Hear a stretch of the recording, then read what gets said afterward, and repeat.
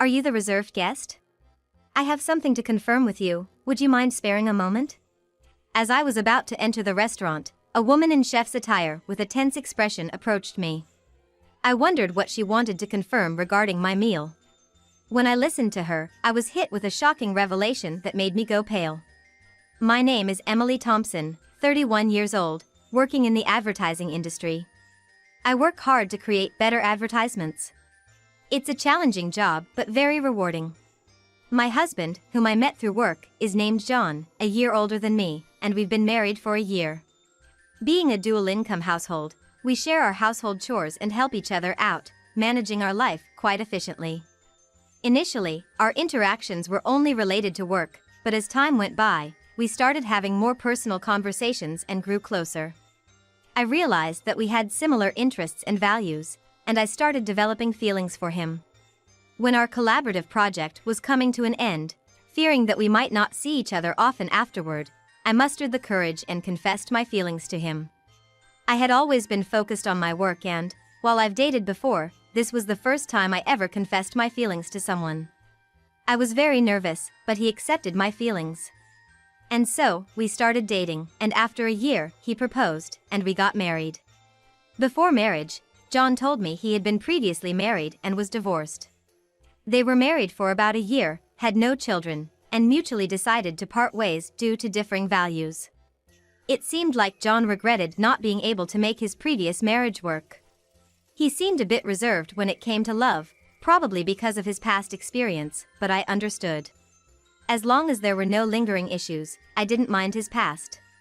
It wasn't about wanting happiness from marriage, but wanting to live my life alongside John. So, I accepted the fact that John was divorced and went ahead with the wedding. Our married life was filled with happiness, but slowly the real implications of John being divorced began to unravel. After our wedding, we moved to an apartment close to both our workplaces. John's parents live nearby, and we get along well. Our married life has been smoother than I anticipated. I initially had concerns about living so close to my in-laws, fearing potential conflicts, but they were always kind to me. Given our work schedules, John and I hardly have time during the weekdays, but we make the most of our weekends. Living with my husband, due to both of us working, we don't get much leisure time together on weekdays, except for brief conversations at dinner. Therefore, we spend a lot of time together on weekends. We both enjoy eating, and often cook dishes we want to try at home. Ideally, dining out would be great, but I have an allergy to fruits from the Rosaceae family, so I can't casually eat out. Even when I think a dish doesn't contain these fruits, they might be used as a hidden ingredient, making it tedious to constantly check with restaurants. Even a slight touch causes my skin to turn red and swell.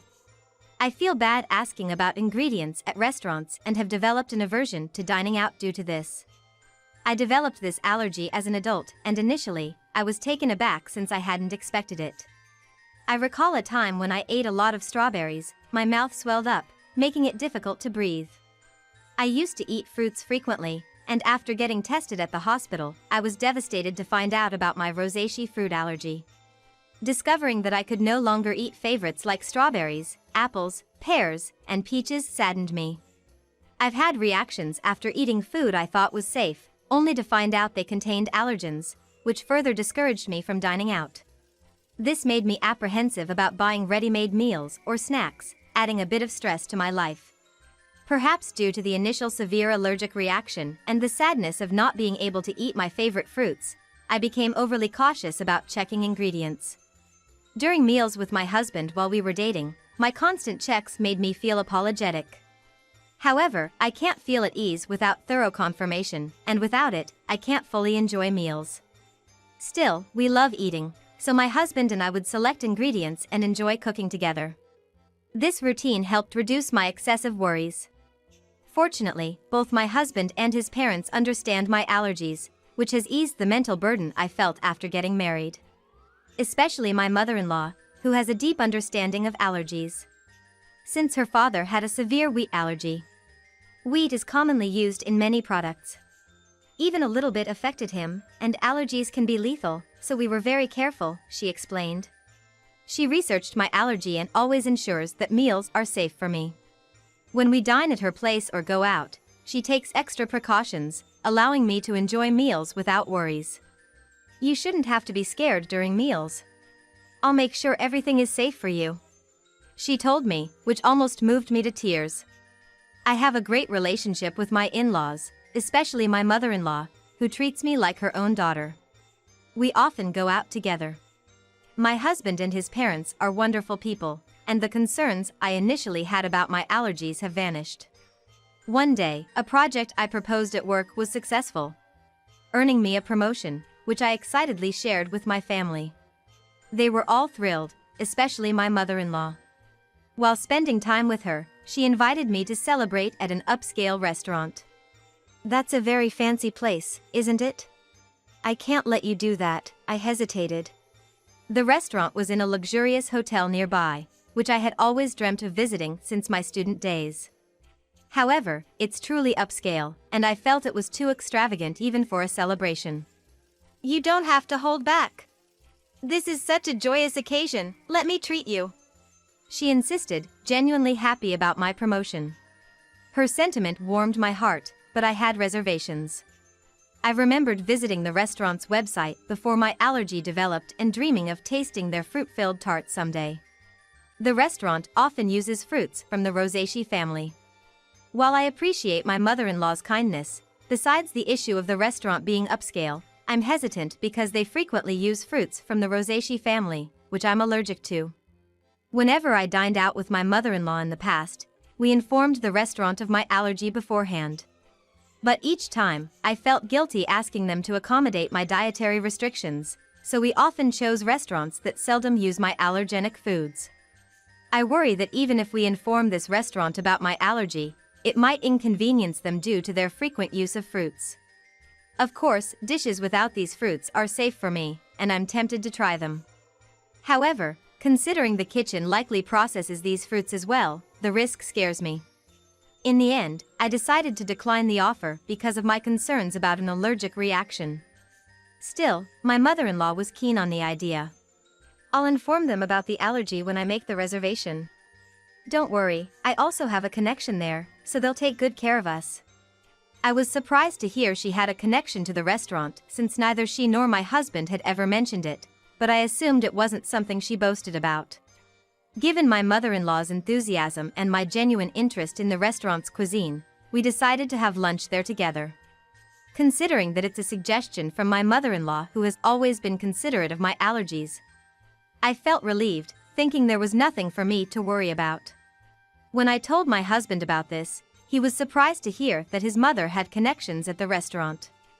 My husband also mentioned that the restaurant sometimes serves fruit, and he appreciated their consideration for allergies.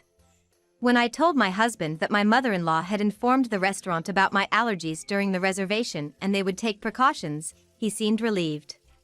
It's a celebration of your promotion, right? Make sure to enjoy yourself. Noticing that I was looking forward to this day, my husband said with a laugh. Initially, I declined because of my allergies, but I had always admired the restaurant, so I was excited about dining there. On the day I had been eagerly waiting for, since it was a weekday, I took a half-day off. After finishing my morning work, I planned to head straight to the restaurant. Being a high-end place, I chose a more formal outfit than usual and paid extra attention to my appearance when going to work. Colleagues noticed my attire and asked about my plans. When I told them about the meal, they wished me a good time before I left the office. Excitedly, I headed to the hotel. As I entered the entrance, my mother-in-law was already there. The two of us headed to the restaurant on the first floor, and since we had a reservation, we were immediately escorted to our table. Our reservation was for 1 p.m., but due to the busy lunchtime, we were informed that the serving might be a bit delayed. It was a popular high-end restaurant, so it was crowded. I understood and decided to order just drinks for the time being and wait patiently. Having already finished work and being encouraged by my mother-in-law, I ordered champagne. We enjoyed our conversation while waiting for our meal. I've had champagne before, but the one I had that day tasted the best. Feeling the effects of the alcohol and the anticipation of dining at a restaurant I had longed for, I was in high spirits. From the dishes at the neighboring tables, I could tell the food looked delicious, and I was eagerly awaiting our meal. Suddenly, my phone rang from inside my bag. Realizing I hadn't turned it off during my meal with my mother-in-law, I tried to shut it off. But seeing the incoming call was from work, I sobered up immediately. Worried that there might be a problem, I excused myself from my mother-in-law and stepped out of the restaurant to take the call, ensuring no one was around in case of sensitive information. The call was regarding a document I had submitted earlier that day. My colleague urgently needed clarification. Relieved that it wasn't because of an error on my part, I answered their questions and wrapped up the call in about 5 minutes. As I was about to turn off my phone to go back and enjoy my meal, an unfamiliar woman approached me. "Excuse me. You're the customer who made a reservation for today's meal at the restaurant, right?" The woman was dressed as a chef, presumably from the restaurant's kitchen. She looked rushed and a bit out of breath, with a concerned expression. I wondered why she would come out during such a busy time. I was puzzled, but when she said she needed to confirm something, I answered her questions. Her face went pale and urgently told me to leave the hotel immediately. "It's dangerous to go back to the restaurant now. Please leave the hotel and ensure your safety immediately." Suspicious of the woman's intense demeanor, I asked for clarification. Once I grasped the situation, I felt the blood drain from my face. I quickly hopped into a taxi waiting in front of the hotel and headed home. That evening, my mother-in-law called. When I picked up, she was furious about me leaving her at the hotel and returning home without saying anything, causing embarrassment since she had reserved a special course. "You had everything set up to celebrate, and you just leave without a word. Don't you know basic manners? What kind of upbringing did you have?" She was angry in a way I had never seen from my mother-in-law before, and she started to berate me. I had always thought of my mother-in-law as a kind and gentle person, but there was no trace of that now. I believed that the kind mother-in-law I had known would be upset if I left without saying anything, but would also be concerned about whether something had happened to me. However, she was furiously yelling with such intensity that I began to believe the rumors about her were true. As I remained silent, she continued to berate me further, complaining even about my parents and how they raised me. "You've been silent this whole time. Don't you realize you've done something wrong? You're not fit to be my son's wife." After a long tirade, she finally seemed to calm down a bit. I then quietly posed a question to her. "You told me that you informed the restaurant about my allergies when you made the reservation today, and I could relax, right? But the restaurant wasn't aware of my allergies, so what happened?" In fact, the meal today had ingredients that I was allergic to. Not only in the dessert but also in the main courses, the allergenic ingredients were used in marinades and sauces, which weren't apparent from just looking. The woman who approached me earlier had taken the reservation call from my mother-in-law, and she said that no mention of my allergies had been made then. However, she noticed the allergy badge on my bag and came to check just in case. Being the chef responsible for our meal that day, she immediately noticed the inclusion of the allergenic ingredients. If she hadn't informed me, I would have unknowingly consumed the food with allergens, which would have resulted in a severe allergic reaction. Initially, I doubted that my mother-in-law would purposely make me consume allergens, but considering the woman took time out of her busy schedule to inform me, I quickly believed her. Furthermore, this woman knew about my mother-in-law's true nature. Thus, she deduced my situation and advised me to leave immediately and ensure I went somewhere my mother-in-law wouldn't follow. The reason she knew my mother-in-law was that she was my husband's ex-wife. She now works under her maiden name, Kate Young. Seeing me with my mother-in-law, she realized I was the new wife and decided to help me out. She assumed I was the new wife because she believed that my mother-in-law wouldn't have female friends, especially someone of a similar age. After getting married to my husband, the ex-wife lived with his parents and was subjected to significant mistreatment by my mother-in-law. Before they married, she, like me, thought the mother-in-law was gentle and kind, which left her quite baffled. Once they started living together, when my husband or father-in-law wasn't around, the ex-wife faced continuous criticism for her housework and was always subjected to snide remarks. Being a full-time housewife, she had no escape. Despite her culinary skills, honed from attending a professional cooking school, the mother-in-law still found faults with her dishes, even discarding them at times. She considered discussing this with her husband, but the mother-in-law was adept at concealing her true nature, especially around him. Feeling her complaints would fall on deaf ears, the ex-wife aimed to gather evidence. But as she had recently become a full-time housewife, she lacked funds and was almost constantly under the watchful eye of the mother-in-law. Unable to gather proof and without anyone to confide in, she felt trapped in this life. So, she fled in the form of a divorce. Despite never having worked before, she utilized her culinary license to seek employment and was lucky to land a job at the restaurant.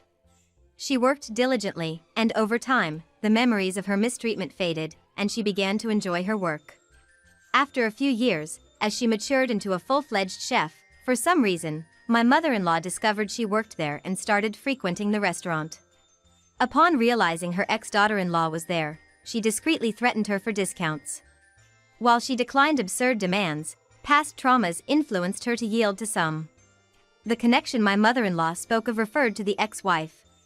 When I questioned why she hadn't communicated my allergies to the restaurant, my mother-in-law feigned ignorance. "I knew about your allergies, so I must have told them. Maybe it's the staff's oversight?" She countered defensively, placing the blame on the restaurant staff. Given that the reservation call was handled by the ex-wife, it's probable that my mother-in-law deliberately didn't mention the allergies, intending to pin the blame on the restaurant. However, I was already on to her game. Considering the restaurant's stringent guidelines on allergies, if informed, they'd have accommodated my dietary needs. Moreover, they record calls for dispute resolutions, so it would be easy to verify who was at fault. When confronted with this, my mother-in-law, not anticipating recorded evidence, fell silent. I pressed on. "You've always been cautious about my allergies. Why did you not mention them this time?" Until now, my mother-in-law was well aware of the dangers of allergies and always showed concern, so I never imagined she'd do something like this. She knew that by doing this, it wouldn't end well for me. Given that we had a good relationship until now, I was curious why she acted this way and sought an explanation. I was shocked by her behavior, but more than that, I was baffled why she would act in such a manner. After a brief silence, she shouted defiantly, "I despise you! You outshine me! You deserve some pain!" She was envious since I received praise at work and was more liked in the neighborhood than her. She arrogantly claimed that even if I spoke out, no one would believe me.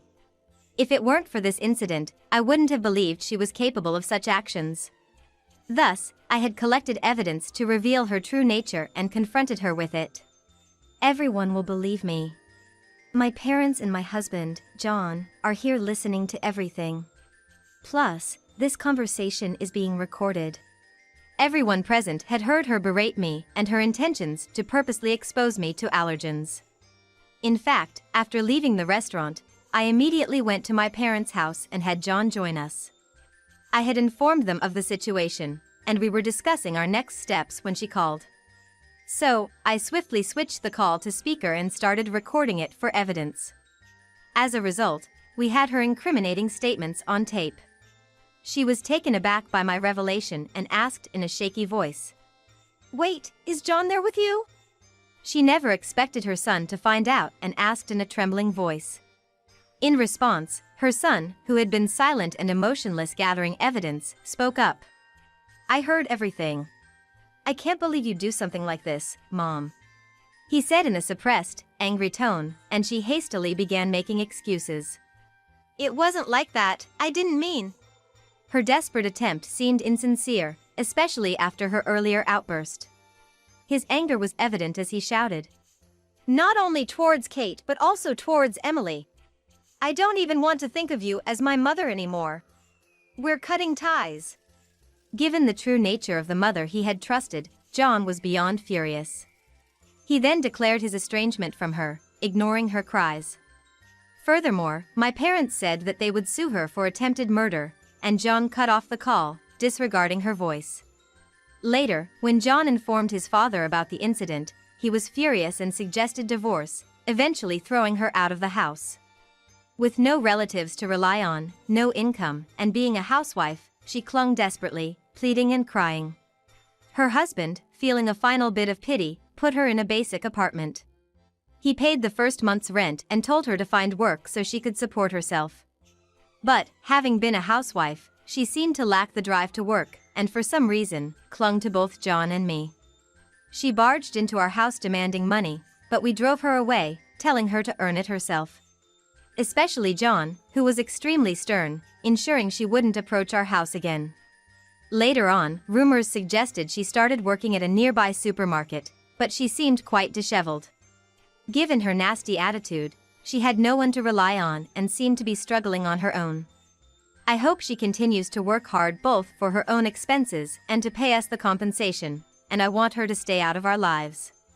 As for why she did what she did, it seems she was jealous of me and wanted to see me suffer.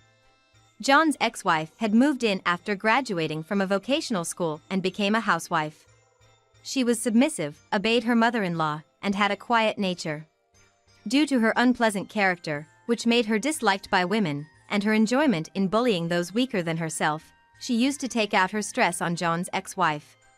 However, I am independent, working, and getting promotions. I had a higher social status than her and was well regarded in our neighborhood.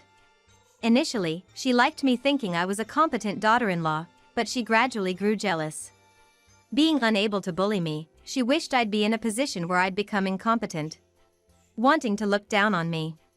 After the explosive call, when John and his father confronted her, she confessed everything, leading to their declaration of cutting ties with her. Later, John apologized to his ex-wife for not noticing the bullying.